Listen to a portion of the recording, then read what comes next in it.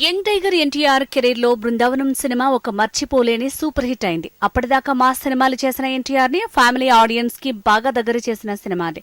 వంశీ పైడిపల్లి తన mark family డ్రామాతో అందరి దృష్టిని ఆకర్షించారు. ఈ సినిమా సూపర్ హిట్ తోని వంశీ పైడిపల్లి ఇండస్ట్రీలో ఒక మంచి దర్శకుడిగా నిలదొక్కున్నారు. కాజల్ అగర్వాల్, సమంత వంటి హీరోయిన్లతో స్టార్ కాస్ట్ తో తీసిన ఈ సినిమా బాక్సాఫీస్ వద్ద మంచి విజయాన్ని సాధించింది. అయితే తాజాగా వంశీ పైడిపల్లి ఇప్పుడు తమిళ స్టార్ విజయ్ హీరోగా ఒక సినిమా చేస్తున్నాడు.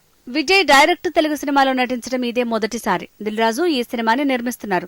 అయితే తాజా సమాచారం ప్రకారం ఈ సినిమా కూడా ఒక పూర్తి ఫ్యామిలీ డ్రామాగా ఉండబోతోందని, బృందావనం లాగా ఒక కుటుంబం చుట్టూ ఈ కథ తిరుగుతూ ఉంటుందని, బంధాలు, బంధుత్వాల గొప్పతనం గురించి తెలియజెప్పేలా ఉండే ఈ సినిమా అందరూ కలిసి ఉంటేనే ఏ సమస్య అయినా పరిష్కరించగలం అనే మెసేజ్ తో ప్రేక్షకుల ముందుకు రాబోతున్నట్టు తెలుస్తోంది. మా సినిమాలతో మంచి హిట్లు అందుకున్న వియాజీ ఇలాంటి సినిమా చేసి చాలా కాలమైంది.